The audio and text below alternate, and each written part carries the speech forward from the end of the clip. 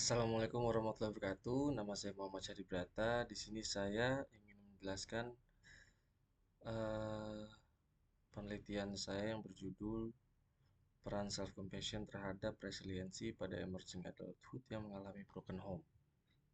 Ya, untuk bab satu itu adalah latar belakang yang mana eh, perceraian yang terjadi dalam keluarga Indonesia pada tahun 2023 mencapai 408.387 kasus menurut BPS. Dan dampak perceraian terhadap anak-anak itu bisa mencakup dari aspek psikologis dan emosional. Jadi perceraian memiliki dampak juga kepada anak-anak ya. Dan individu dari keluarga broken home sering menghadapi dampak negatif dalam hal perkembangan emosional dan sosial mereka. Nah, fokus pada perkembangan individu pada fase emerging adulthood yang berhadapan dengan tantangan hidup akibat latar belakang keluarga yang tidak utuh. Dan untuk bab 2 itu ada tinjauan pustaka, yang mana ada self compassion yang merupakan proses individu untuk menerima dan memahami dirinya sendiri tanpa menghakimi, eh, dirinya sendiri ya saat menghadapi penderitaan, kegagalan atau ketidakmampuan yang dialaminya ya, dan dengan kesadaran bahwa hal tersebut merupakan bagian alami dari kehidupan. Nah, itu menurut Neff pada tahun 2003. Selanjutnya ada resiliensi, yang mana menurut Kanner dan Davidson pada tahun 2003 menyebutkan bahwa resiliensi merupakan kemampuan seseorang untuk mengatasi kecemasannya, stres, bahkan depresi, dan bagaimana seseorang dapat berkembang saat menghadapi kesulitan di dalam hidupnya. Dan ada psikososial juga, yang mana menurut Erik Erikson, kepribadian manusia dapat berkembang melalui beberapa tahap ya. Dan pada setiap tahapnya akan terjadi dua aspek pertentangan yang bisa berdampak positif maupun negatif terhadap perkembangan kepribadian seseorang. Dan selanjutnya ada emerging adulthood, yang merupakan tahap perkembangan penting menurut Arnett ya, yang menandai transisi dari masa remaja menuju kehidupan dewasa yang biasanya terjadi pada umur 18 hingga 25 tahun dan bahkan bisa sampai 29 tahun tergantung eh, bagaimana situasi di kehidupannya. Dan ada dinamika hubungan, dan selanjutnya ada dinamika hubungan teori, yaitu teori self compassion dan resiliensi, yang mana sudah dijelaskan bahwa resiliensi adalah kemampuan individu untuk bertahan ya.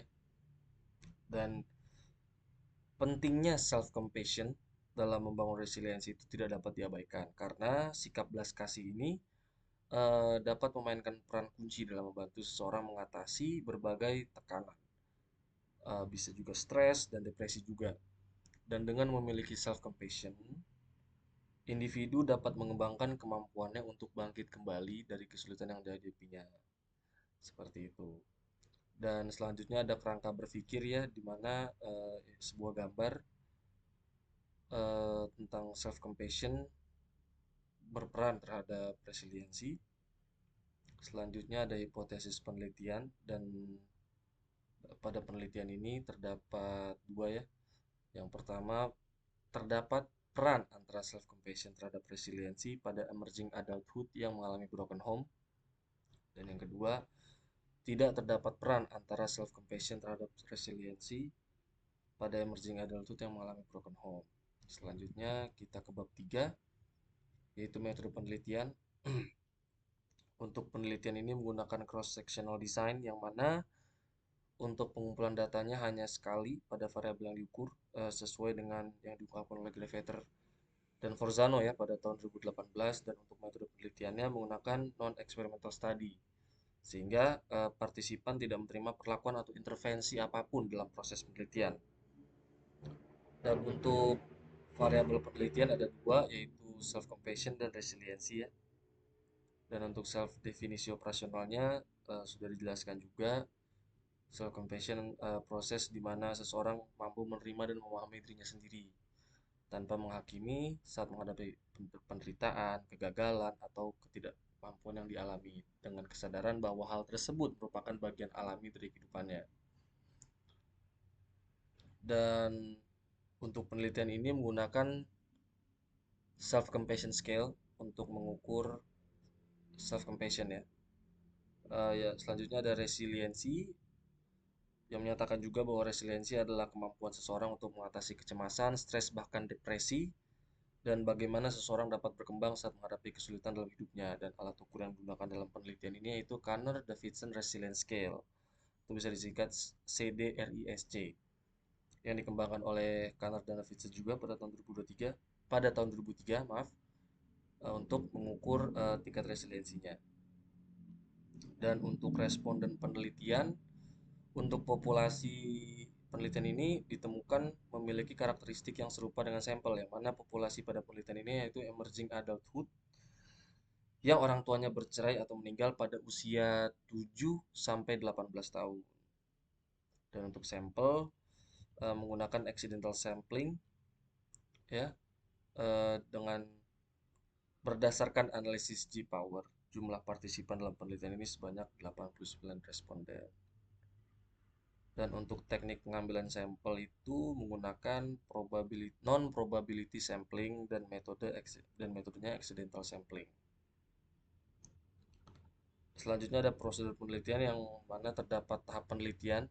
Eh, untuk langkah awal yang dilakukannya itu menentukan masalah berdasarkan fenomena yang ada di masyarakat.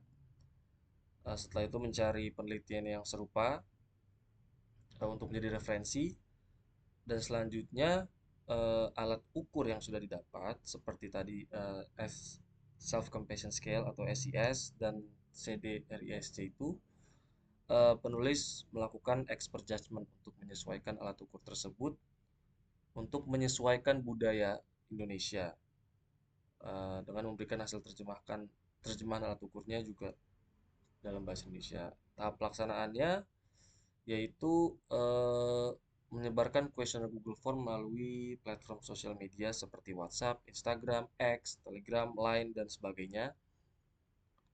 Eh, dan penulis menjamin kerahasiaan data yang diberikan oleh responden, dan setelahnya penulis melakukan pengolahan data menggunakan SPS statistik. Untuk teknik pengumpulan data itu ada instrumen penelitian, yang mana terdapat dua instrumen penelitian, yaitu Self Compassion Scale yang dikembangkan oleh Neff pada tahun 2003, dan juga Kanner-Davidson Resilience Scale yang diciptakan oleh Kanner dan Davidson juga pada tahun 2003. Dan untuk SCS sendiri, eh, terdapat 5 item dari dimensi self kindness dan 5 item juga dari dimensi self judgment. 4 item dari dimensi common humanity dan 4 item dari dimensi isolation.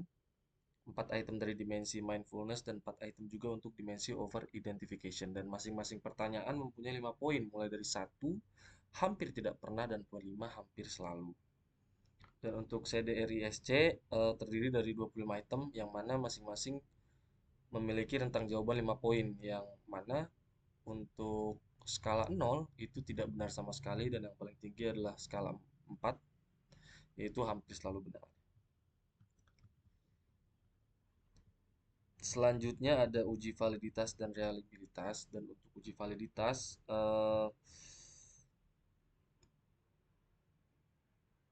bertujuan untuk menemukan kelemahan pada alat penelitian yang digunakan dalam pengumpulan data.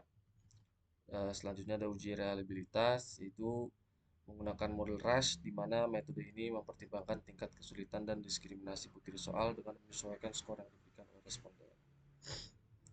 Dan terakhir ada uji hipotesis.